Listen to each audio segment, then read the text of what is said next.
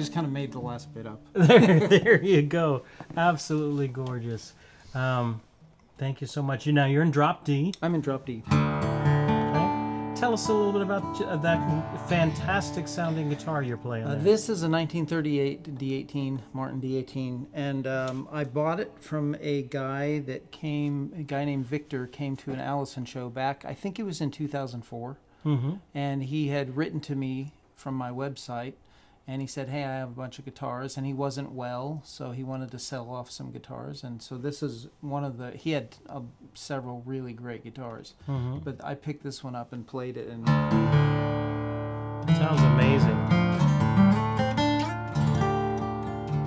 It just had a really beautiful... Such a big sound. It's big, it's really big for a D18. Like, D18s are usually a little bit less full bodied, and this is more, it's almost like in between a D28 and a D18. Yeah, it's kind of in between, but it's got the forward bracing. Yeah, so the X of the bracing is here, and in later 38 models, I have I played it on the show the last time, 38 D28. Yeah, and it has the rear bracing, which puts the X of the bracing right there instead of further right back here. Yeah, it puts it further back to keep the top. And the sound is just remarkably different when they moved that bracing back. It changed the sound. In which way does it change it? When it's further back, it sounds... Well, I had a 37 D28, and it was more of a Tony Rice sound. Like if you're familiar with that, it was very it had a lot of clarity, but a lot of depth, and it cut really well. And so as a D28, it was great. But my D28 is much more piano-like. It's just got it's really big. Yeah. And which makes it problematic sometimes in certain situations. If you don't need as big a sound, like I'll use this in a bigger band sound. Lots of times I'll use this guitar. Now, in Alison's band, how big is that band? What's the instrumentation? The country band or ACUS, Union Station. Well, Union Station, because that's probably what folks are a little bit more familiar with. So Union Station is Barry Bales on bass, and usually plays acoustic bass, but some electric.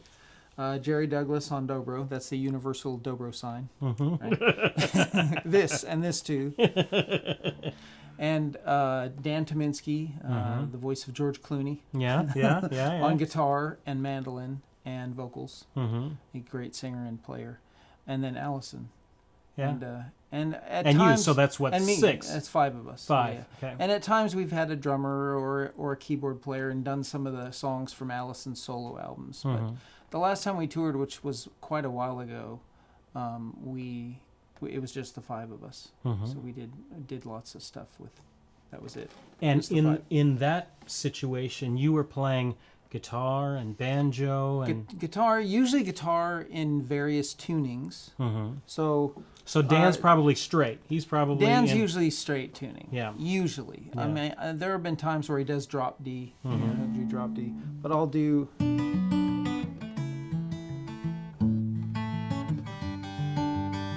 I'll do finger picky stuff, and then when I do that, usually he does mandolin.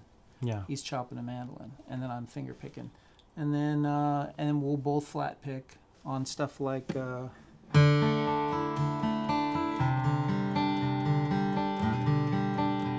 that I've found you.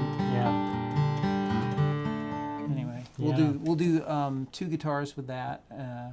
And then when he sings, usually that's when I switch to banjo. So, wow. Yeah. It's variety. And you have been with Alison's band since... 1991. 91. Yeah, 91. So I'm that old. 29 years. I'm that old, yeah. Wow. Yeah. Wow.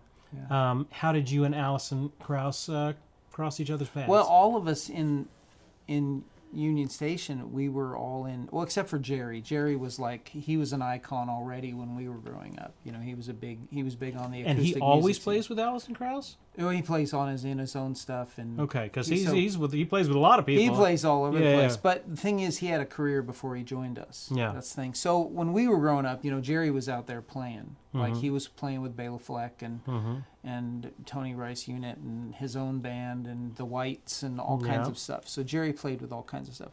But the rest of us, we were just kids, I was meeting Barry Bales and Dan Tominski, and Adam Steffi and Tim Stafford were in the first iteration of the band when I joined. Yeah. And so we were all meeting up with Allison, and we were all in different bands. You know, Barry, Tim Stafford, and Adam Steffi had a band, Boys in the Band, and another band called Dusty Miller, and then I'd be in a band called Weary Hearts back then, and Allison would be with what was then Union Station, which was a completely different band. Yeah. So and Dan was in Lonesome River Band. So we were just young people going to festivals and playing in the show and traveling all over, and sometimes meeting up and going, hey, you want to go jam later? Yeah. And so the jamming culture in Bluegrass is one of the best features about it. Yeah. And it's one of the reasons why there's just so much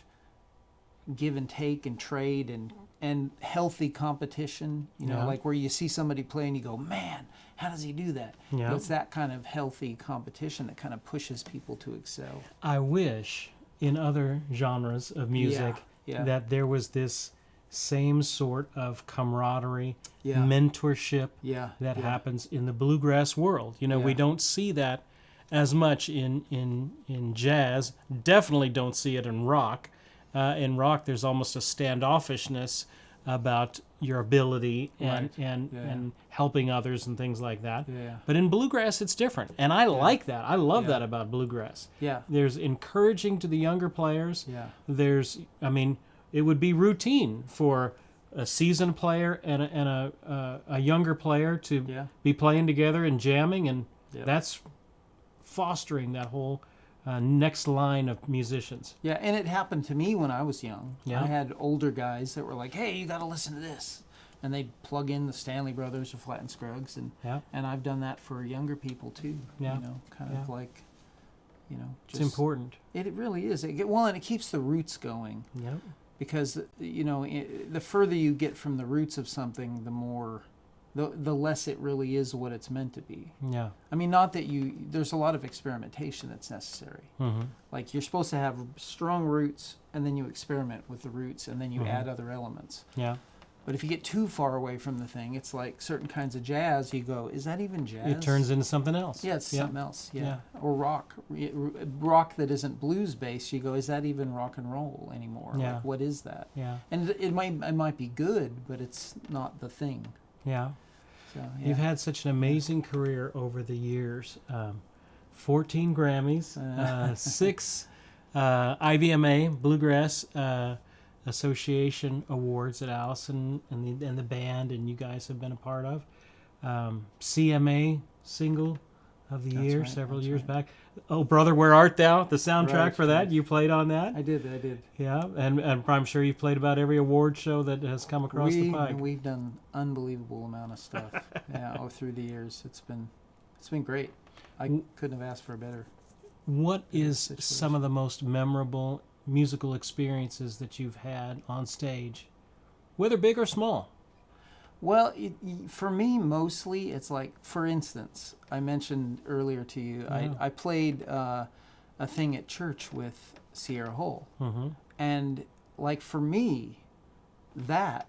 And, very few people were listening because we were early. Mm-hmm. We were the earliest thing playing. And we got to play for a couple hours. Mm-hmm. And we just, after a few tunes, we were like, well, nobody's listening, so let's just jam. And so that's what we did. We just had a bluegrass jam right there on stage, plugged in, and we were going. And like that was that kind of thing is some of the most fun I ever get to have. And so there have been times like that with our band where the music is really cooking. Mm-hmm. And so when the music is cooking, everything else seems awesome to me. Yeah. I don't care where we are. Like if the sound is good and the music is really good, then the rest of it is sort of like it's gravy. Yeah. You can have a killer place, great backstage, great experience all day, and if the show is not good, then you're like, ugh. Yeah. Yeah. So we've played a lot of places. There's some incredible venues around the country that we've gotten to play in the last few years. But, big. How do you mic your guitar? How does your in a situation like that where you're obviously having to play through a sound system, Yeah. and there's a lot of sound happening? Yeah. How do you mic the instrument? How do you get the best sound possible? Well, when I was growing up, going to bluegrass festivals, you could have a 57 in front of your guitar or a condenser mic. Mm-hmm. And for the most part, a lot of sound people knew how to handle that. Mm-hmm. Even if it was a big festival with big speakers and all that stuff, Yeah. they could handle it because, especially at bluegrass festivals, they had to deal with Tony Rice. Yeah. And you got to get that sucker loud, so he can hear himself in the monitors, and the people could hear him. So there was a knowledge of how to like ring that out and figure out how to not have it feedback. And I think that knowledge is being lost to a large degree because everybody plugs in. So I've gotten out, and I resisted plugging in for years. Yeah. I resisted it because I've spent years in my room going.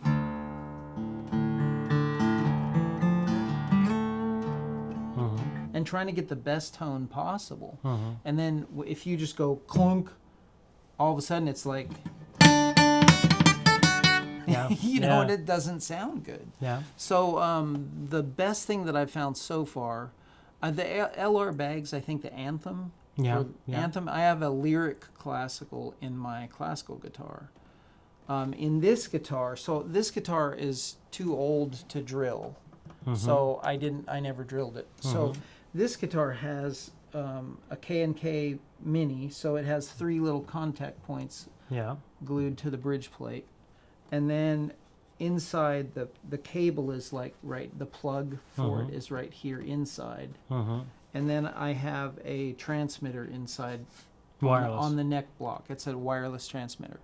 And then that goes out to there's the Shure pedal, that's the receiver, and then that goes into a tone dexter, which is that red box you guys have probably seen. And then I plug that into a Felix, a Grace Designs Felix. What is the Felix? The Felix is like a preamp, and it's got a bunch of EQ on it, and it sounds good. Now I've even just skipped the tone dexter and plugged in straight to the Felix, and it sounds good. Tone dexter just can, if I manipulate it a little bit, it can sound really natural, supernatural, and not pickup-y. So. And tonight he is just running through our little system. So he's going acoustic, and we're using a Sennheiser MKE 600 going right into our board. So we had a question from CL Wheeler is saying, Ron, tell us about Alison's country band. Oh, yeah. That has been super fun to get to do. That's a nice question to get to answer. Because, just like Union Station, the guys in Union Station are some of the best musicians that I've, of course, ever gotten to work with. The guys in the country band, well, Barry Bales, the bass player from Union Station, he's in the country band too.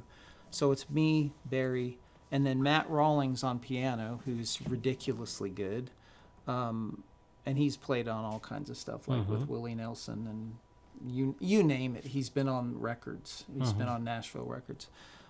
Jay Belleros, who was on Raising Sand, the drummer on Raising Sand, super good. And Jeff White plays with us. He plays with Vince Gill. So Jeff's been coming out with us, and he sings and plays guitar and mandolin. And then Sidney Cox is the other singer. So that's a much larger group then. It's much larger. And who am I missing? Oh, of course, James Mitchell. If you want to see a ripping electric guitar player, just look up James Mitchell. And he's right behind me when we play, so it's super fun to be, I'm sitting there playing rhythm, and he's, he'll just start ripping out a solo. Yeah. It's so good. Yeah, wow. Yeah. It's a great, great band. I love that band. And she tours with either, or? Well, it's the last few years, she did an album called Windy City, and it was more country kind of stuff, but not modern country. Like it's sort of like a throwback to sort of like 70s and a little bit of 60s and sort of like earlier forms of country music. So so she's been touring that for this would have been the 4th year we'd have toured that record, but it got stopped. as did so many other Yeah, things. yeah. Jack Lloyd is saying, tell us about your early development before you turned professional. Did you Oh, come yeah. from a musical family? Well, my dad played, and he said I just played just to get girls, you know. But I've only heard him play a few times, but I could tell he was really good. So, but Dad played. My mom loved music, but she always considered herself tone deaf. Mm-hmm. But I remember hearing Marty Robbins Yeah. when I was about 3 or 4 years old, Mm-hmm. and that music really stuck with me. And it's the acoustic guitar, Grady Martin. Mm-hmm. So Grady Martin, and so beautiful acoustic stuff. And then as I got older, I was hearing Fleetwood Mac and all that Yeah. kind of like Never Going Back Again, Yeah. that stuff. And then when I was 11, I wanted a guitar. My dad had a music store, and it was an instrument store. And oh, the collection I could have had. Just don't. The even- ones I that don't got even- away. The ones that got away, you would not believe. Basically, everything got away. And then, I got a few nice pieces later. But so then I started to play at 11. Didn't hear bluegrass till I was about 12 and a half. Mm-hmm. And then I heard bluegrass and just went nuts for it. And got a banjo at 13. And then life was just going to my room and playing music. When did you start playing professionally? Professionally, I went to my first bluegrass festival. I was probably around 15 or 16. Mm-hmm. I think I had my first car, so I was 16, Mm-hmm. and it was a '65 Mustang. It was awesome. So I went to the festival, and I remember playing with an older couple. And it was a big jam. They had this big stove, and it was nighttime. And I was just sitting on a bench, like I'd never jammed with people. Mm-hmm. I'd been in my room for 3 years. Mm-hmm. And so I was sitting back on the bench, playing, rolling along on my banjo. And all of a sudden they stopped and they heard me. They're like, well, come over here. And so I came in to the jam. And, by the end of the night, several hours later, they said, do you want to join our band? Mm-hmm. So it was a local band. But it was a great beginning to playing music, because I was making money from my dad's store, probably a couple $100 a week part-time, Mm-hmm. which was back then was Big decent. money, yeah. Yeah, but then I would play for Sharon and Terry on the weekends and make like $200-300. Yeah. Teenager, So I was a that's big teenager money. rolling in the dough. It was a good experience. They taught me to sing harmony and all kinds of just ins and outs of band stuff. And then I went to a regional band called Weary Hearts, Mm-hmm. and we toured. And that's when I started meeting Allison and those guys, Dan and everybody. Started When meeting did- up with them. When did you move to Nashville? 1990. So just before. Just Allison's- before. Yeah, I was we moved to Nashville. My wife and I got married in 88, and then we moved here, and then I played with a lady named Lynn Morris, who's a great bluegrass singer and player, and I played with her for about 6 months. But they lived in Winchester, Virginia, so it was a little bit too far of a drive. Yeah. So. Can you play us another song, and then I want Yeah. to talk to you about technique and practicing and all these things. What are you going to play for us? Well, let's do Trust and Obey. Oh, okay. All right. So while Ron is getting tuned up, we have practiced extensively on the hymn Trust and Obey. No, I'm just kidding. We ran through it one time. And so we're going to play through that. And then I think we're going to talk a little bit about how to deal with a melody and how to bring that out in a bluegrass scenario and just the options that you have. Just Ron's got some tremendous insights on that. So Still not in tune. we're just, all right. We got All right. our. It's weather change. Yes, with the weather and I can always blame it on that. the switch over from heat to cold and Yeah. and all that sort of stuff.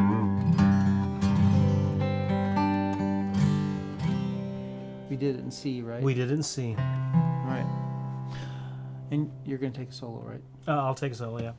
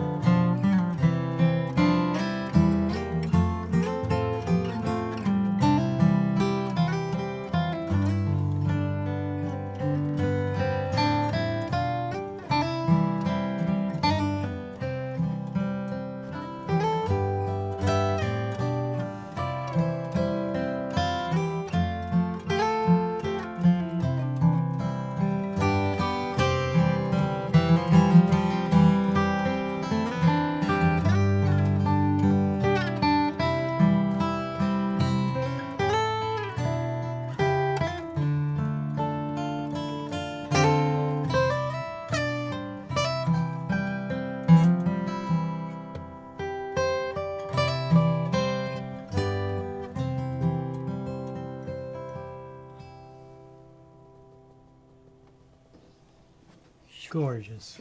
Gorgeous, gorgeous. Now, when you're playing a melody like that, let's talk about how you would approach something like that. Well, the biggest part of it for me is, I've done a lot of experimentation thinking this way. Linearly so linear up and down. And rather than just, in positions, you also, you do that as well. Yeah. But you also think in terms of the...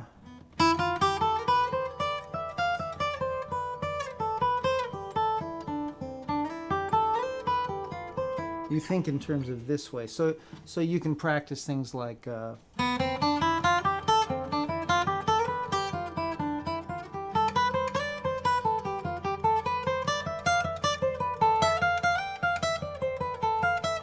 So just noodling around on a scale on adjacent strings, yep. Working your way up and down. Working your way up and down, so that the point is not to play scales or like learn exercise. It's simply to find freedom. Yeah. So in practicing all these things, you're really just kind of gluing the stuff into your brain where the notes are, so you can.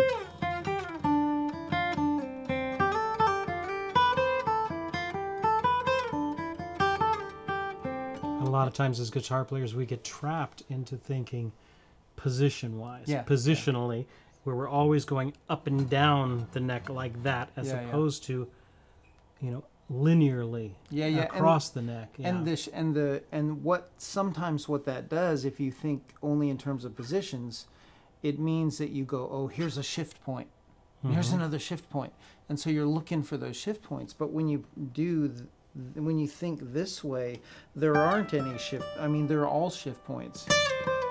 Shift points. Yeah.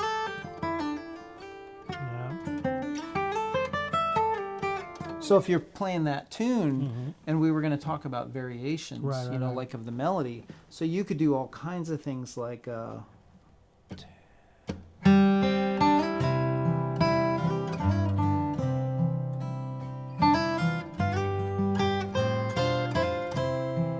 Right? There's one, you could go.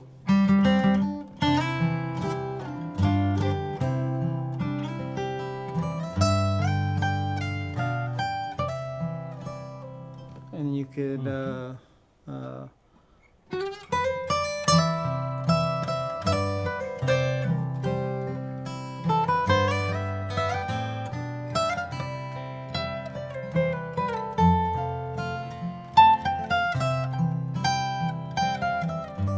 whatever, there's just a million options. Yeah. That last one didn't start out well. But one of the live TV. One of the things that you turned me on to was Mick Goodrich's book, The Advancing Guitarist. Yeah. If y'all have an opportunity to check out that book by Mick Goodrich, professor out at Berkeley, if I remember right. Yep. He's got an eye-opening book for guitarists called The Advancing Guitarist. And it is just a study in looking at the instrument completely different.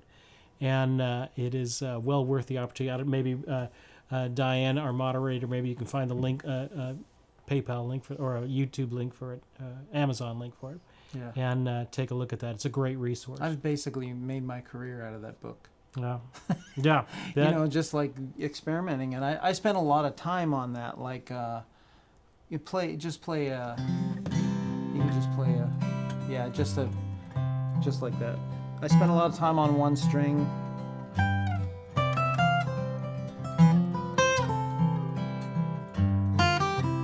Play just C and F. To F. Yeah.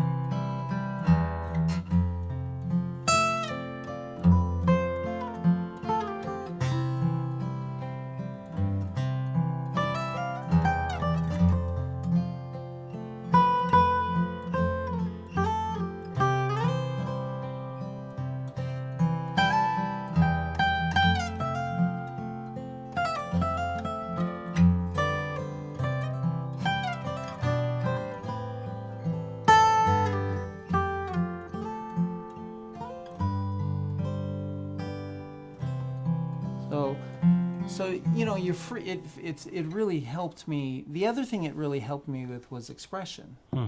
because first of all, I want freedom, Yeah. and then I want to be able to play things that are moving. And now that thing I was on one string, so you're not necessarily trying to play a song or come up with something brilliant. You're simply going, what can I play that's beautiful and simple? Yeah. Because you're just playing on one string. Yeah. And then, once you go to two strings, you can be going, you can do,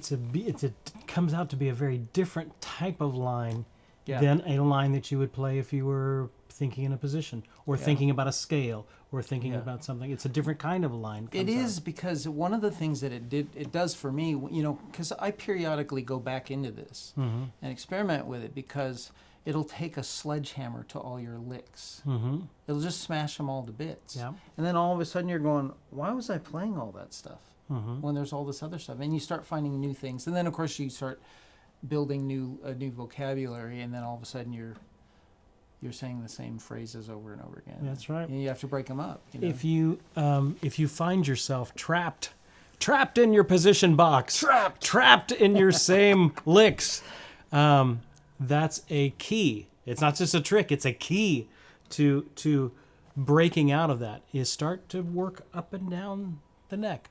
Work on just a couple of strings at a time, or just one string at a time. It'll force you into different harmonic territory and musical territory.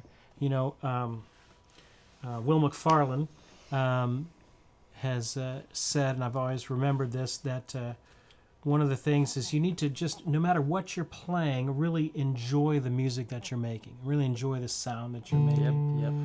Think more about your tone than the licks. Mm-hmm. Think about the sounds that you're making. And if you can start to enjoy and create the sounds that you want to create, then suddenly it all starts working.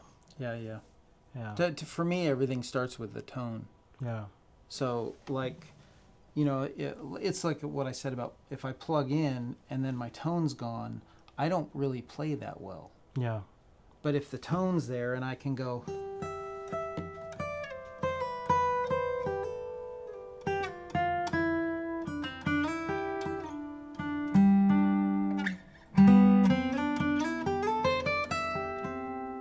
Right? If the tone's there, then it creates movement in here, not just in here. Right.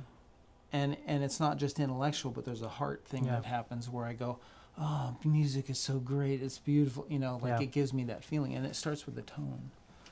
Yeah. Wonderful. We will let Ron catch his breath for a second, and we're going to give away some stuff. Ron is playing on Elixir strings. Elixir strings because of this. There's hardly any noise. You take notice. Yeah, that's right. If I was on regular strings, it'd go. Yeah. Now, what gauge strings are you using? They're medium nano web mediums. Nano webs. They're those right there. Yeah. So someone is about to win these medium 80/20 bronze Elixir strings, and the winner of this is that Don Adams? Don Adams. All right, congratulations, Don. You've just won a fantastic set of strings. Send me your information at service@guitargathering.com. Don, your name, what you won. That helps me out when I'm sending these things out to know what you won as well. So congratulations, Don. You have won this. I want to give away one more thing. What if he sends you a note saying, I won $500? $500. I'll say, I don't remember that. You would have thought I would remember that. That would have been a good thing to remember. That's right. This is fantastic instrumental project. Tell us about this project a little bit that you've done. I made this about a year and a half ago. Came out, I don't know, 2 years ago it came out. Mm-hmm. And I began to make it a practice to get up really early and get peaceful in the morning, watch the sunrise, maybe read some stuff that was spiritual, and get into a really peaceful place. And then once I was there and felt that, then I would pick up my guitar and I would just start.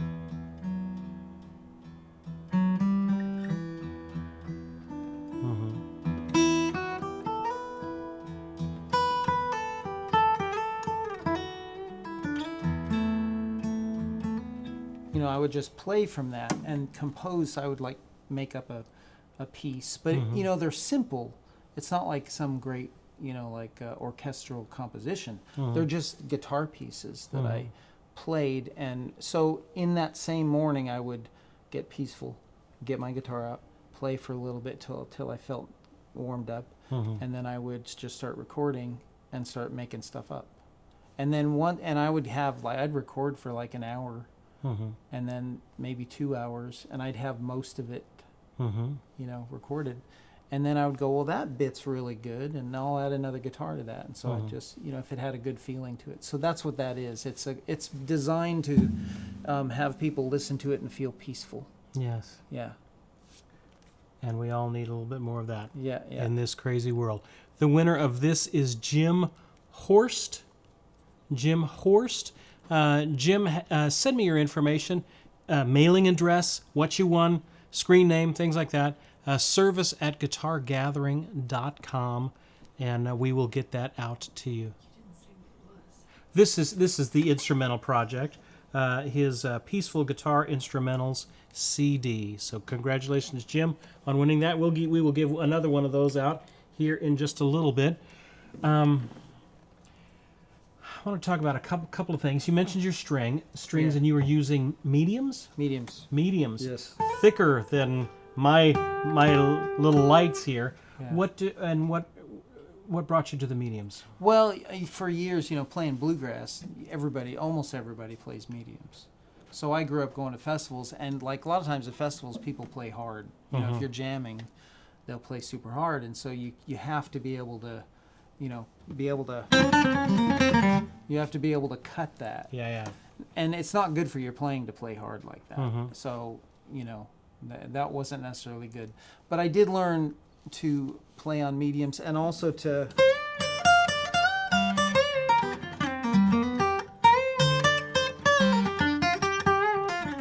learn to bend on mediums.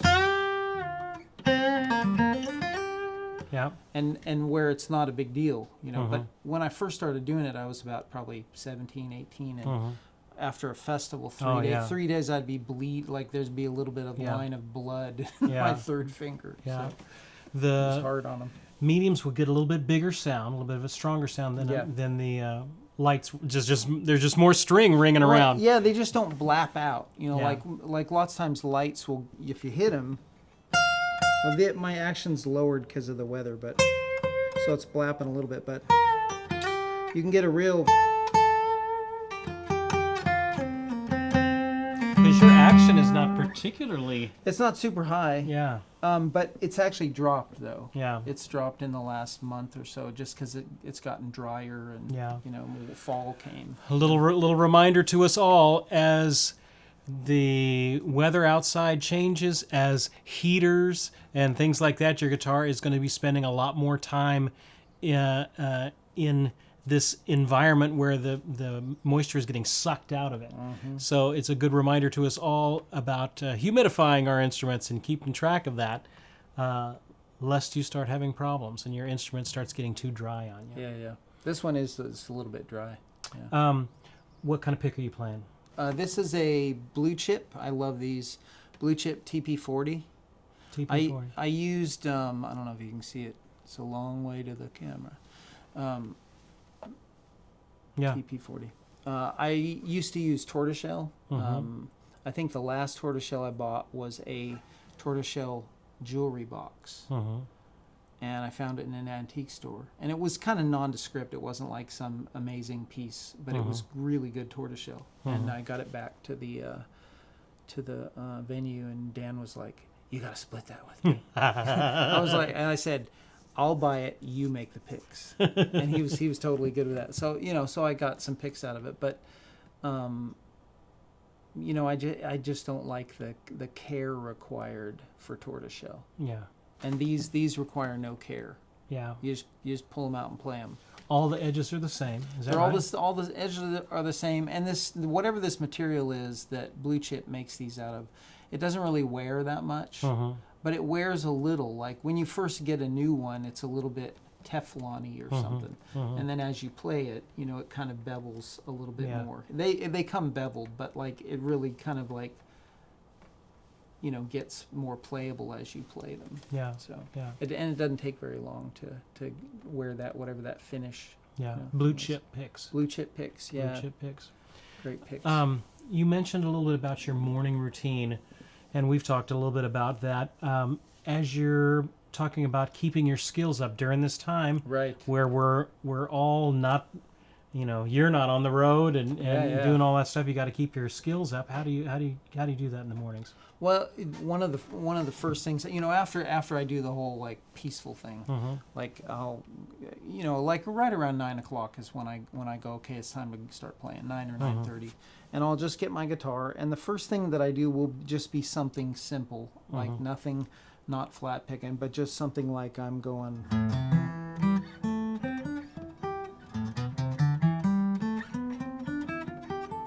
And what I'm trying to do is play with my left hand very lightly, where I'm barely, you can hear me barely pushing. So I go just beyond that to make it. So that's what I do, first thing.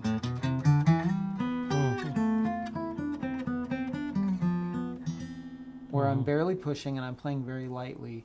And then I'm not digging in with the pick. There's nothing hard about it.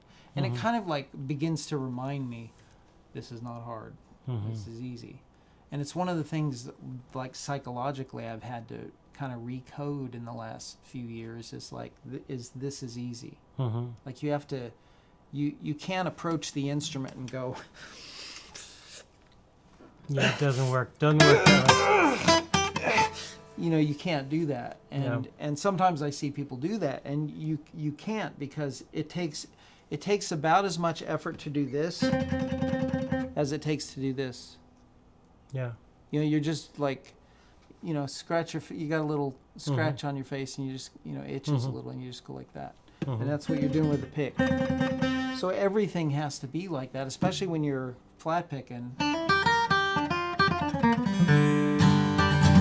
You play that stuff, and it has to be just loose and light, and you hold the pick fairly decently, but you're not squeezing, you're not pushing hard. Everything has to be light. So that's where I start. Yeah. I have to remind myself, otherwise mentally I start like trying. You know what I mean? Boy, tension is the enemy. It is. In any Excess situation. tension. It's just, it wears you out. Yeah. You don't play as well. The muscles tense up. You can't get out ideas as fluidly. Right.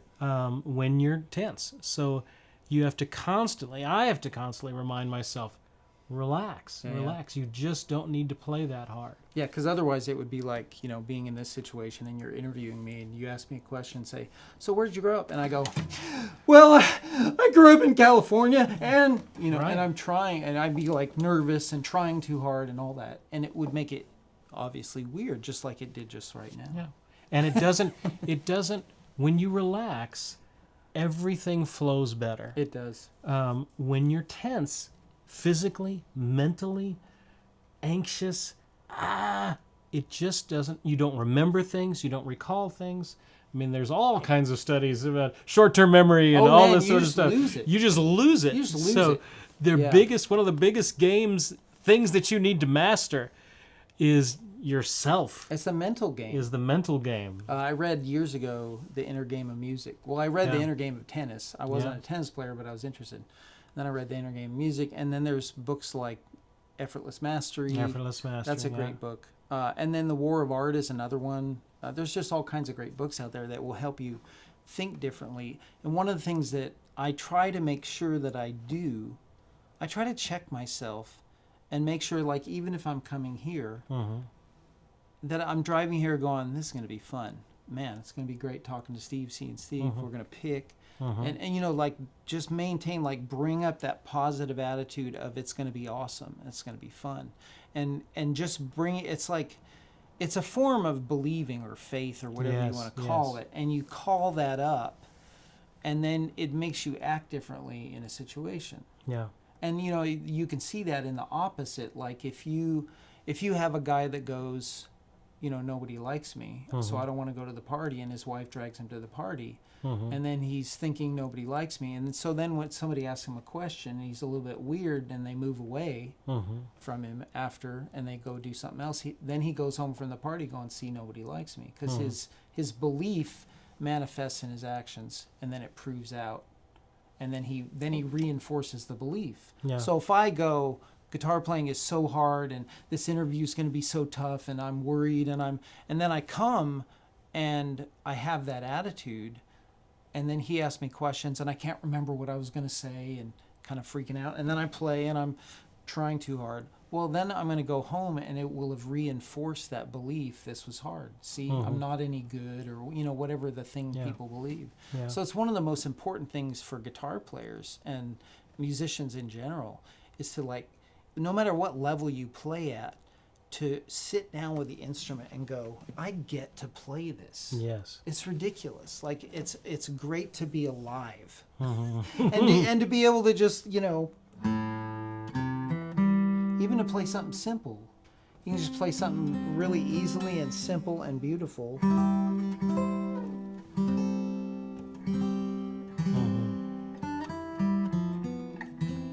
So you can play simple things beautifully if you have that mental attitude. So you don't have to be some super, you know, flat-picking guitar player to play beautiful music. But the mental game is huge. Yeah. Mental game is huge. We get sometimes so frustrated when we're trying to learn something. We just can't break through, and it just gets to be this impenetrable wall.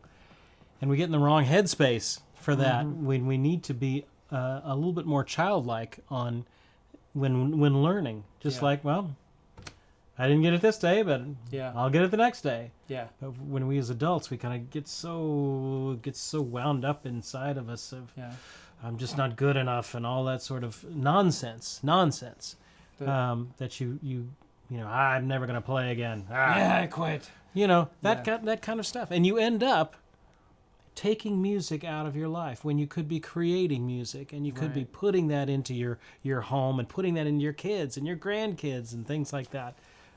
So don't give up.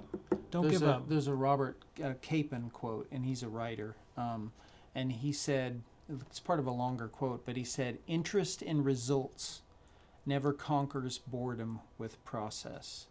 So if you're only interested in the results of being a musician, I want to be able to play that tune or that flat picking thing, but you're not interested in the process of getting there, then it's going to be you're not going to get there. So you have to sit down in your practice time and go, this is amazing to get to do. And so I'm going to sit and be restful and try to make as beautiful a sound as I can. And then I'm going to enjoy the process of putting my pick on the string and seeing what I can.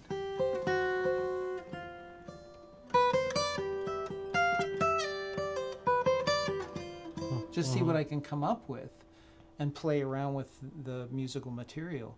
So you have to make sure, just like you have to have a positive mental attitude, you also have to sit down and have a positive attitude about the process. And sometimes it's just going to take a while. Like, you know, I work on my flat picking because I've spent so many years with Alison, and my job with Alison is this: not being out of tune. But it's that. It's this.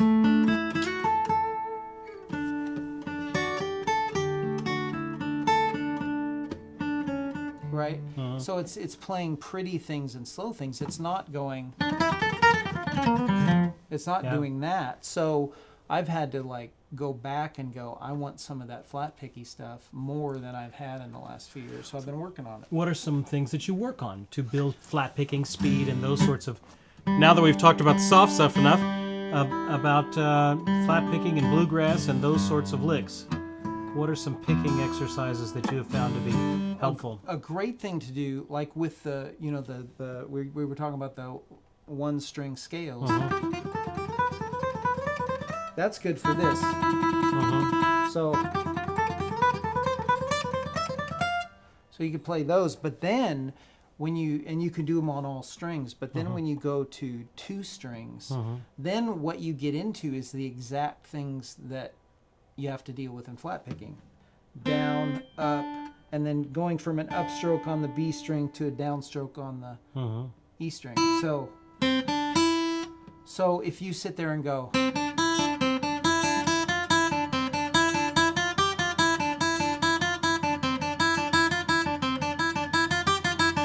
just like come up with,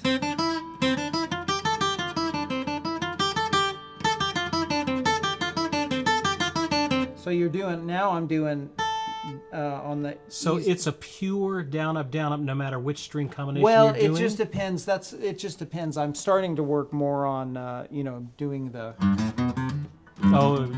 sweepy kind of stuff. Yeah. the String to string. What are the economy Pick, whatever. yeah. I'm not as good at that. Yeah. But I do it a lot on slow stuff, you know. When I play slow, it doesn't matter. It's just whatever I feel. Yeah. But the faster stuff, I'm usually down up, down up. You know that it's that. It's this motion.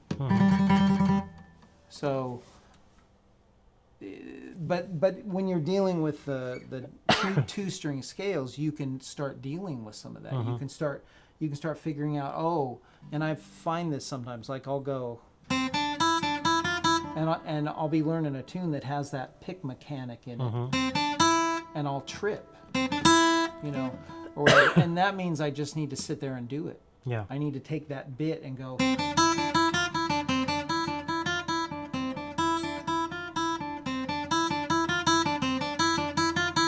And the other thing is to play slow motion. Yeah. Like don't go, but play like you would play if you were playing 180 beats a minute. You go.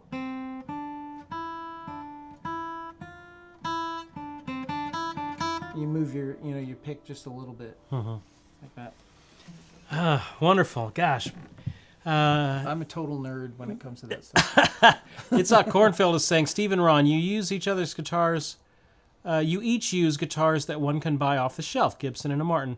I'm wondering why you don't use a guitar made for you by a luthier. Do you have any guitars that have been made for you? I have a Santa Cruz, and actually it's what I call a me model. They made a Ron Block model. Yeah. For like, they made 10 of them and sold them. So I have number 1.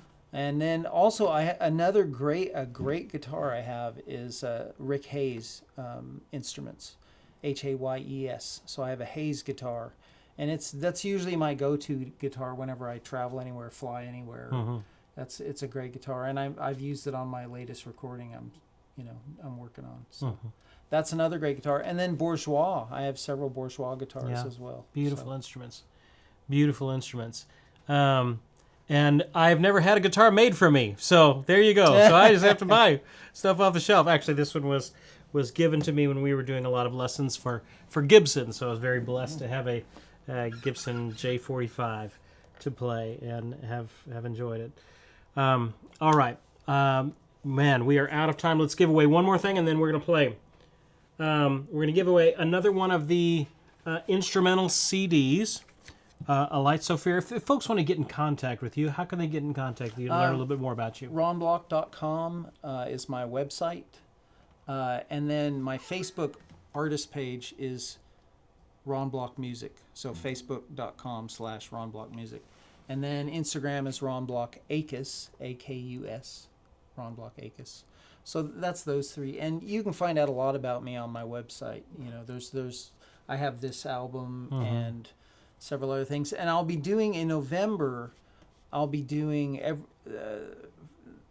starting the 12th. It'll be the 12th, and then I can't remember the date numbers, but it's Thursday the 12th, and then the next Thursday, and then the next Friday, because the next Thursday is Thanksgiving, and then the 3rd of December. I'm doing a guitar workshop. It's like 2 hours every Thursday, and then the one Friday. Kind of a live streamed. Live stream. Well, it'll be on Zoom and a guitar workshop, and so it'll be videoed, and then I'll edit the stuff the next day, and then put that up, and then I'll also be doing a bonus lesson that day for like a half-hour bonus lesson of a tune or something that I'll be teaching, and then that'll go up for all the students who become part of the course. So if you're interested, Ron does have quite a bit of teaching stuff on his website, so check that out. Stuff on banjo, stuff on guitar.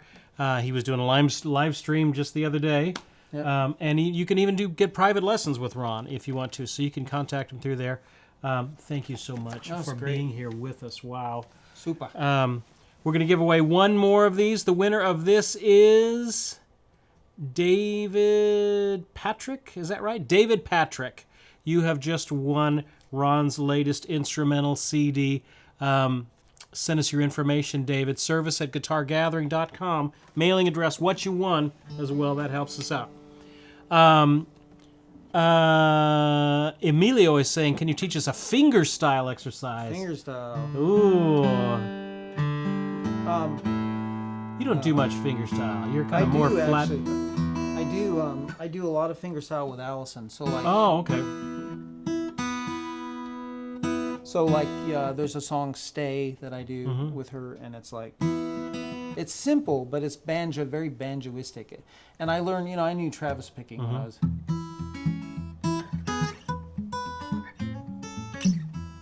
That stuff. But the thing with Alison is,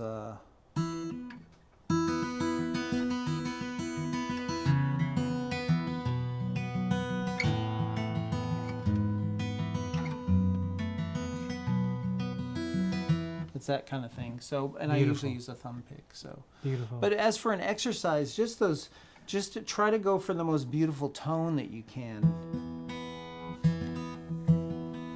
And you can just do simple things. And if you can I always say, do simple things well.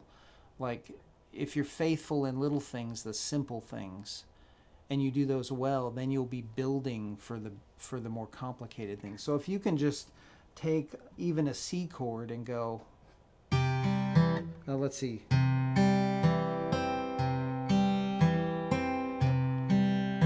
And do something simple like that. And make sure you can do it in good timing with a metronome or whatever drum machine. I mean, you've taught this stuff, I'm sure. Just that real simple stuff. But the main thing in it all is to just make sure your tone sounds really beautiful and your timing feels good, so that if you record yourself and you listen, you go, that sounds good. Yeah. That sounds good. It makes you feel good when you do that. So. When you have, simple things like that and an alternating bass that you're eventually going to get more into a song, turn that into a song. You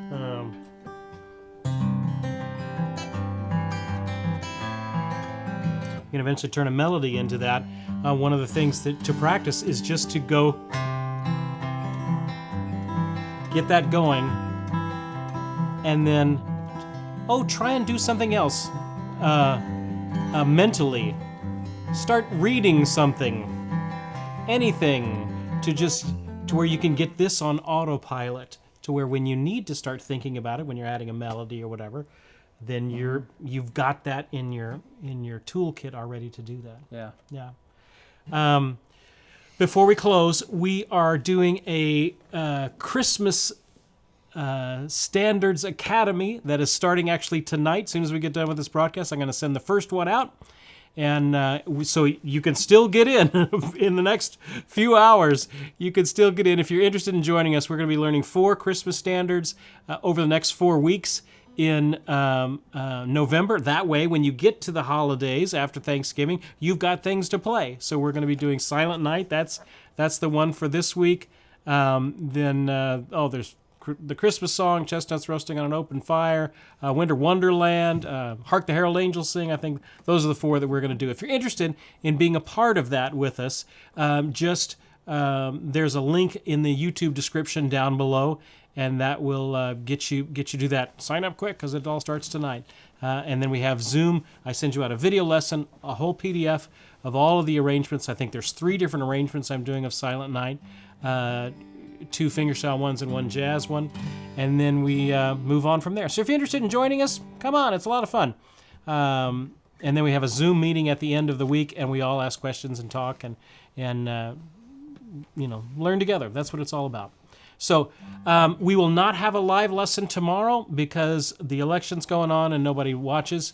So, but we are going to have a lesson if we survive tomorrow night. We are going to have a lesson on Wednesday, and I'm going to be teaching a picking pattern similar to what Ron was doing, and the many things that you can do with that. So we're going to have a real good guitar workout on Wednesday night if you want to join us. Now, that's enough of me yabbering. Let's play a little something. What are we going to play? That's enough of that flap doodle. Let's do 9-pound hammer. 9-pound hammer. Ready? Yep. 1, 2, 3.